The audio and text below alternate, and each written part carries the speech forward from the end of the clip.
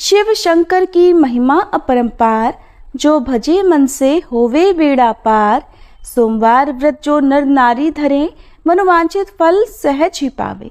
श्री शिवाय नमस्तुभ्यम। उमापते नमः। हर हर महादेव। जय भोलेनाथ। आप सभी पर भगवान शिव की कृपा सदैव बनी रहे। प्रिय श्रोताओं, सोमवार का दिन भगवान शिव को समर्पित है। इस दिन भक्त भोलेनाथ को प्रसन्न करने और उनकी कृपा प्राप्त करने के लिए व्रत रखते हैं। मान्यता है कि इस दिन सच्चे मन से पूजा करने से सभी मनोकामनाएं पूर्ण होती हैं। आइए भगवान शिव की महिमा का गुणगान करते हुए इस पावन कथा का आरंभ करते हैं। एक बार किसी नगर में एक साहूकार था। उसके घर में धन की कोई कमी नहीं थी, लेकिन कोई संतान न होने के कारण वह बड़ा दुखी था। संतान प्राप्ति के लिए वो हर सोमवार को व्रत रखता था और पूरी श्रद्धा के साथ शिव मंदिर जाकर भगवान शिव और माता पार्वती की पूजा किया करता था। उसकी भक्ति देखकर एक दिन माँ पार्वती प्रसन्न होकर भगवान शिव से साहूकार की मनोकामना पूर्ण करने का निवेदन करती हैं।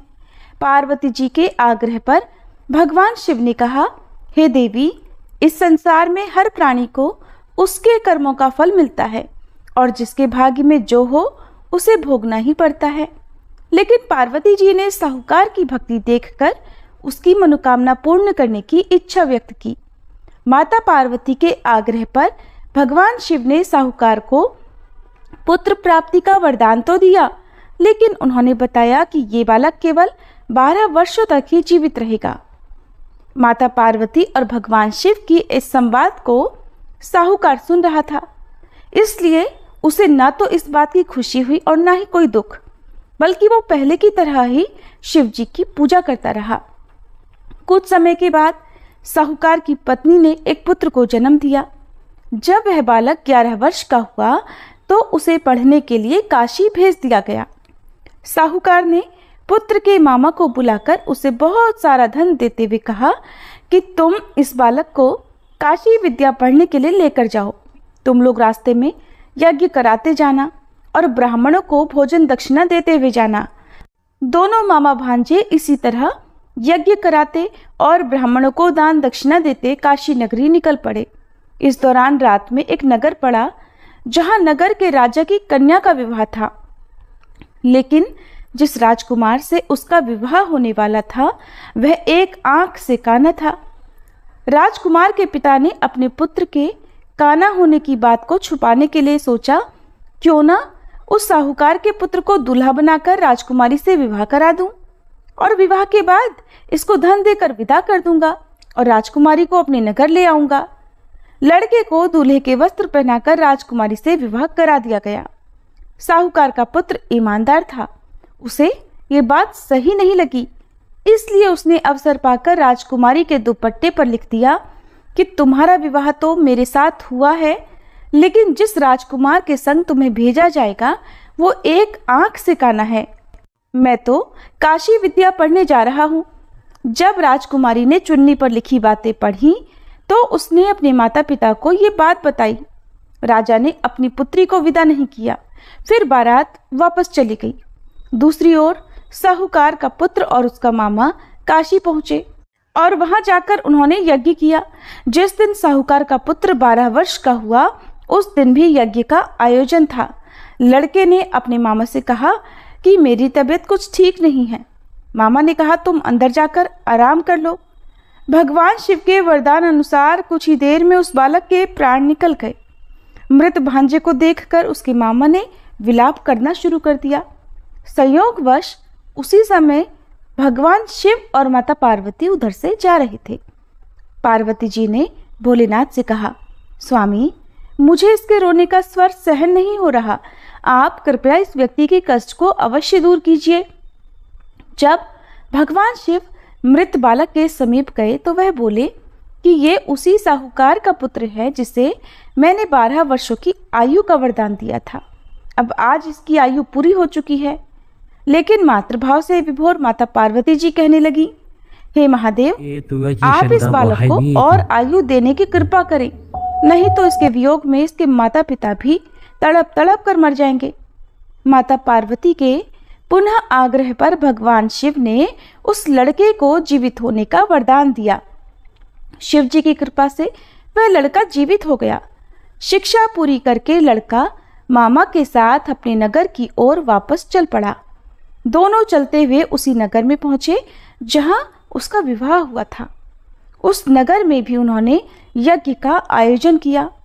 उस लड़के के ससुर ने उसे पहचान लिया और महल में ले जाकर उसकी खूब आवभगत की और अपनी पुत्री को धूमधाम से विदा कर दिया।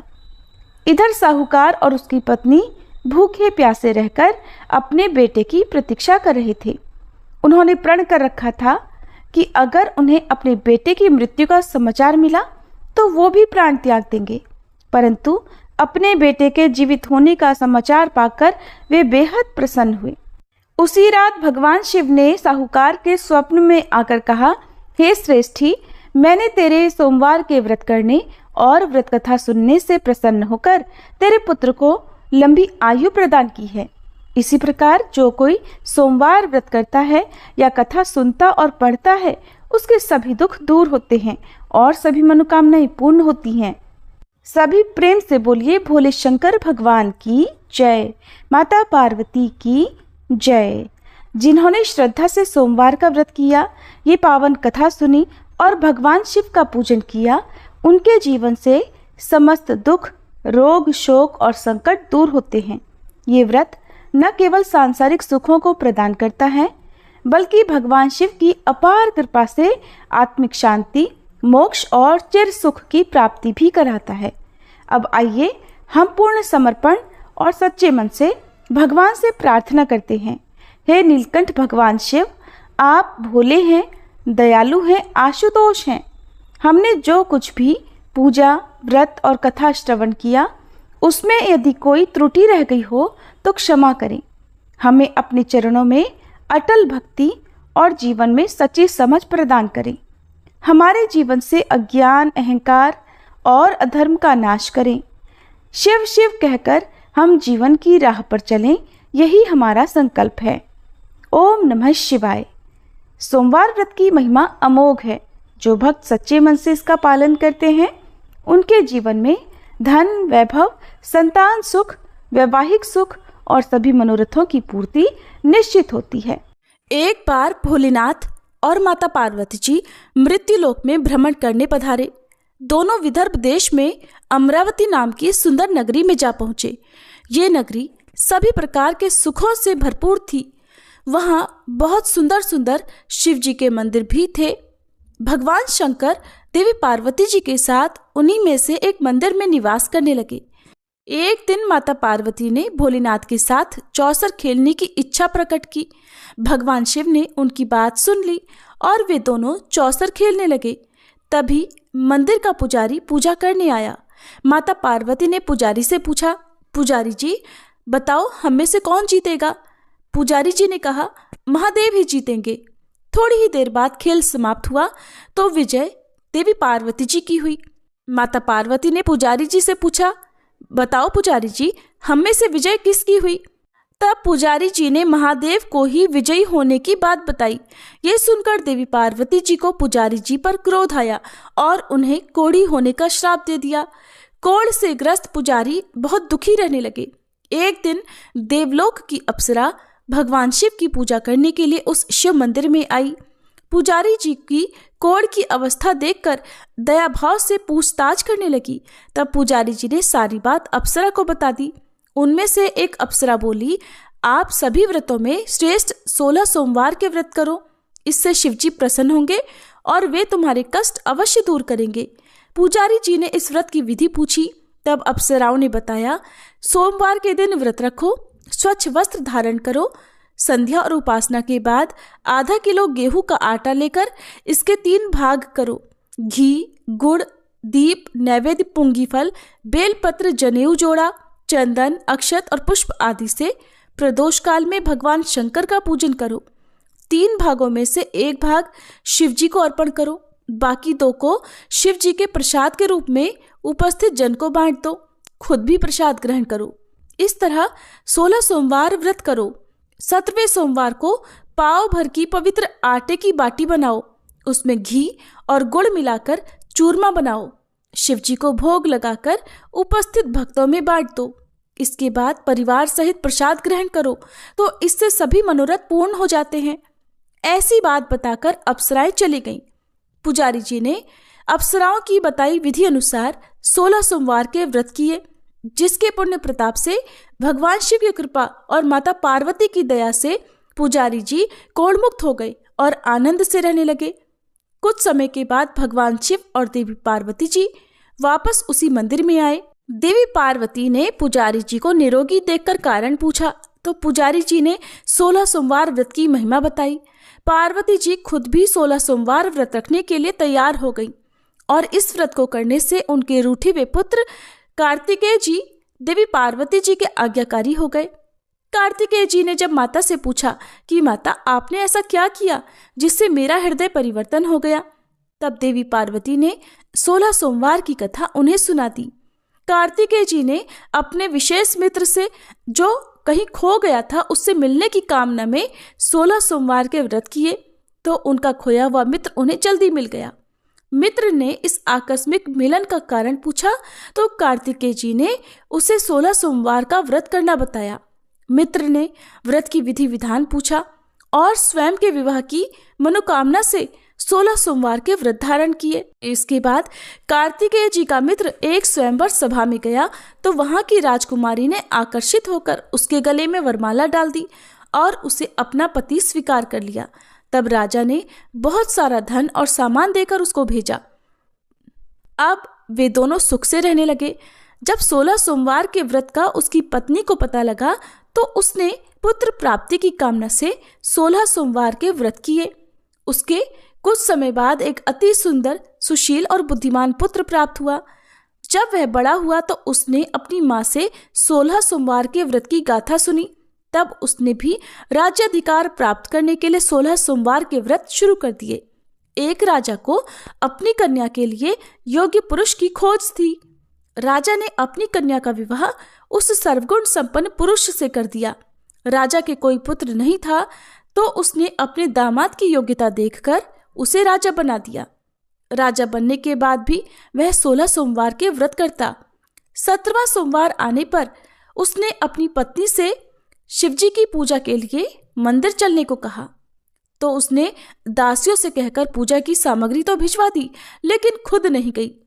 अब इधर राजा ने शिवजी की पूजा समाप्त की तो आकाशवाणी हुई, हे राजा, अपनी रानी को राजमहल से निकाल दे, नहीं तो सर्वनाश हो जाएगा। राज दरबार में आकर सभासदों से विचार विमर्श किया और सर्वनाश के भय से रानी को राजमहल से निकाल दिया गया। अपने दुर्भाग्य को कोसती हुई रानी नगर से बाहर चली गई। दुखी मन से चलते हुए वह एक गांव में जा पहुंची। वहां पर एक बूढ़ी माई थी जो सूत बेचा करती थी। बूढ़ी माई ने दया करके रानी को अपने साथ सूत बेचने के लिए रख दिया। जब से रानी को साथ रखा बूढ़ी माई का तो सूत बिकना ही बंद हो गया। बूढ़ी माई ने रानी से वहां से जाने को कह दिया। अब रानी एक तेली के यहाँ काम मांगने गई। उसी समय तेली के मटके चटक गए, सारा तेल बह गया। तेली ने भी उसे वहां से भगा दिया। दुखी होकर रानी एक नदी के पास गई तो नदी का सारा पानी सूख गया। वह एक पेड़ के नीचे बैठी तो पेड़ के सारे पत्ते सूख कर गिर गए। आसपास के लोगों ने जब यह सब कुछ देखा तो उसे पकड़कर मंदिर के पुजारी गुसाई जी के पास ले गए। गुसाई जी देखते ही जान गए कि यह कोई विधि की मारी कुलीन स्त्री है। गुसाई जी ने रानी से कहा कि वह उनके आश्रम में उनकी पुत्री की तरह रह सकती है। अब रानी आश्रम में रहने लगी। रानी भोजन बनाती थी तो उसमें कीड़े पड़ जाते थे। पानी भरकर लाती तो वह गंदा हो जाता था। अब तो गुसाई जी ने एक दिन दुखी होकर उससे पूछा कि बेटी, तुम्हारी ये दशा कैसे हुई? ये किस देवता का कोप है? तब रानी ने शिवजी की पूजा में ना जाने वाली बात गुसाई जी को बताई तो गुसाई जी बोले, पुत्री, तुम 16 सोमवार के व्रत करो, इससे तुम अपने सभी कष्टों से मुक्ति पा सकती हो। गुसाई जी की बात मानकर रानी ने 16 सोमवार के व्रत किए। 17वें सोमवार के दिन विधि विधान से शिवजी की पूजा भी की। पूजन के प्रभाव से राजा को इधर महल में रानी की याद सताने लगी और रानी को ढूंढने के लिए उसने चारों दिशाओं में अपने दूत भेज दिए। रानी की खोज में घूमते घूमते दूत गुसाई जी के आश्रम में भी पहुंच गए। राजा को खबर लगी तो राजा रानी को ले जाने आश्रम पहुंच गया।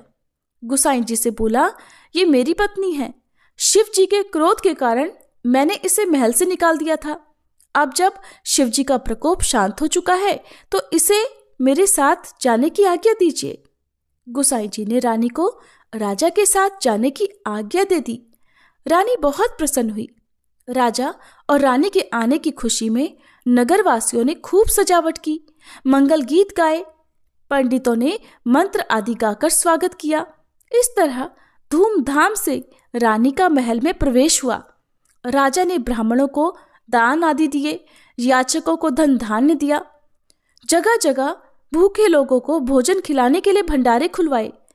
राजा रानी 16 सोमवार के व्रत करते हुए शिव जी का विधि विधान से पूजन करते हुए सुखपूर्वक लंबे समय तक जीवन बिताने के बाद शिवलोक को पधार गए। इस प्रकार जो भी मनुष्य मन, वचन और कर्म से भक्ति भाव से 16 सोमवार के व्रत और पूजन विधि विधान से करता है, कथा का श्रवण करता है, वह सभी सुखों को प्राप्त करके अंत में शिवलोक को गमन करता है और यह व्रत सभी मनोरथ पूर्ण करने वाला है। जय गणेश गिरिजा सुवन मंगल मूल सुजान, कहत अयोध्या दास तुम देहु अभय वरदान। जय गिरिजापति दीन दयाला, सदा करत संतन प्रतिपाला। भाल चंद्रमा सोहत नीके, कानन कुंडल नाग फनीके। अंग गौर शिर गंग बहाए, मुंड माल तन क्षार लगाए। वस्त्र खाल बाघांबर सोहे, छवि को देखी नाग मन मोहे। मैना मातु की हवे दुलारी, वाम अंग सोहत छवि न्यारी। कर त्रिशूल सोहत छवि भारी, करत सदा शत्रुन क्षयकारी। नंदी गणेश सोहितः कैसे, सागर मध्य कमल है जैसे। कार्तिक श्याम और गणराऊ, या छवि को कही जात न काऊ। देवन जब ही जाय पुकारा, तब ही दुख प्रभु आप निवारा। किया उपद्रव तारक भारी, देवन सब मिली तुम ही जुहारी। तुरत षडानन आप पठायऊ, लव निमेष मह मारी गिरायऊ। आप जलंधर असुर संहारा, सुयश तुम्हार विदित संसारा। त्रिपुरासुर सन युद्ध मचाई, सब ही कृपा कर लीन बचाई। किया तप ही भागीरथ भारी, पुरब प्रतिज्ञाता सुपुरारी। दानिन मह तुम सम को नाही, सेवक स्तुति करत सदाही। वेद नाम महिमा तब गाई, अकथ अनादि भेद नहीं पाई। प्रकटी उदधि मंथन में ज्वाला, जरत सुरासुर भये विहाला। कीन्ही दया तह करि सहाई, नीलकंठ तब नाम कहाई। पूजन रामचंद्र जब कीन्हा, जीत के लंक विभीषण दीन्हा।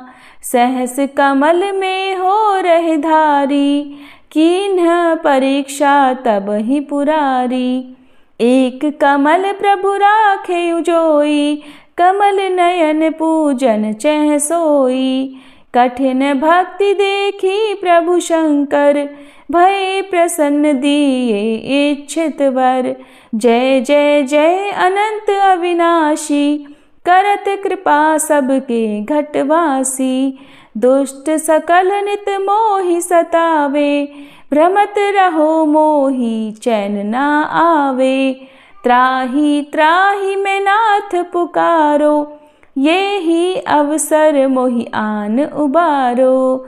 ले त्रिशूल शत्रुन को मारो, संकट से मोहि आन उबारो। मात पिता भ्राता सब होई, संकट में पूछत नहीं कोई। स्वामी एक है आस तुम्हारी, आए हरहु मम संकट भारी। धन निर्धन को देत सदाही, जो कोई जाचे सो फल पाही। स्तुति के ही विधि करे तुम्हारी, क्षमहु नाथ अब चूक हमारी।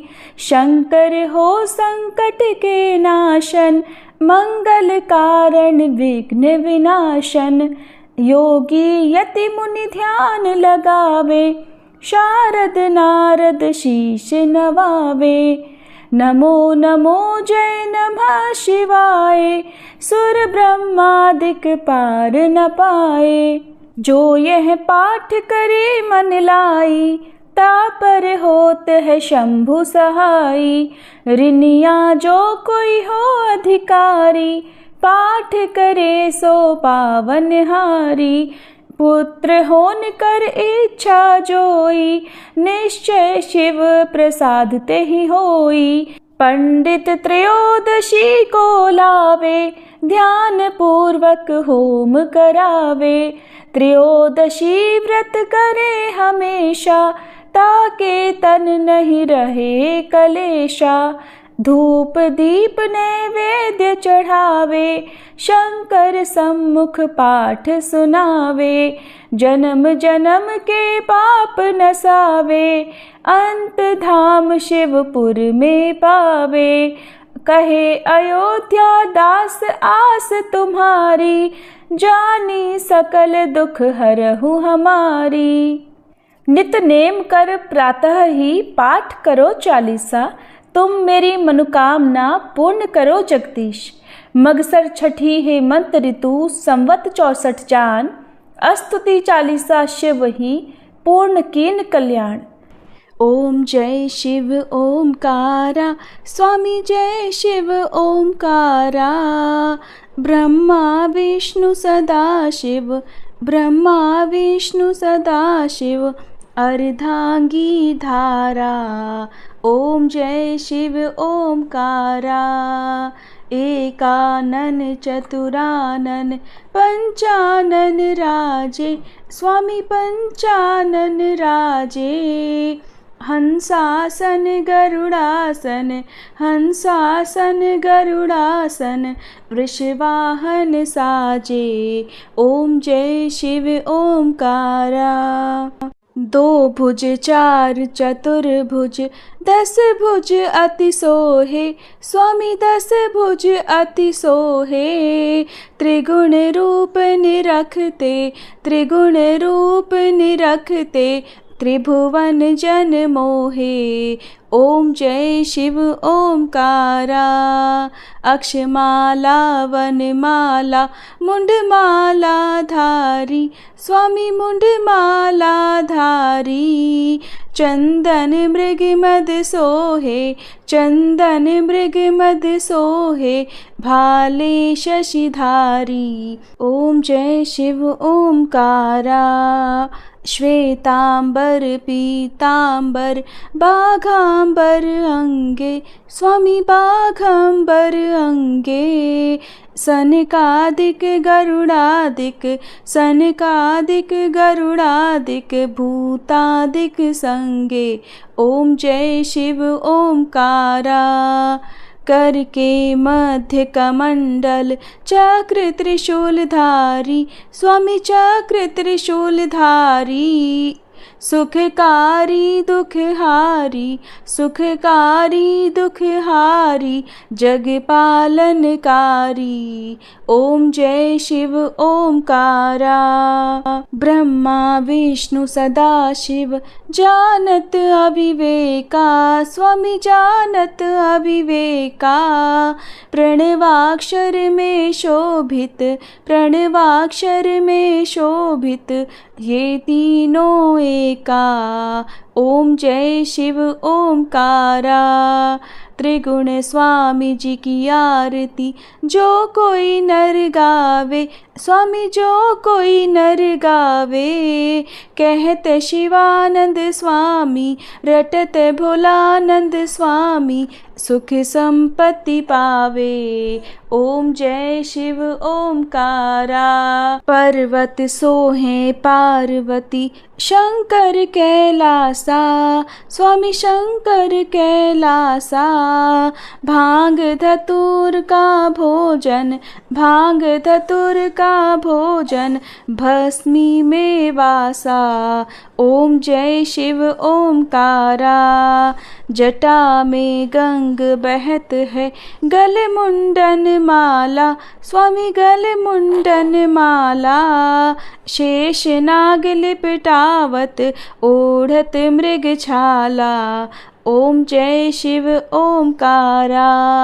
काशी में विराजे विश्वनाथ, नंदी ब्रह्मचारी, स्वामी नंदी ब्रह्मचारी। नित उठ दर्शन पावत, नित उठ दर्शन पावत, महिमा अति भारी। ओम जय शिव ओमकारा।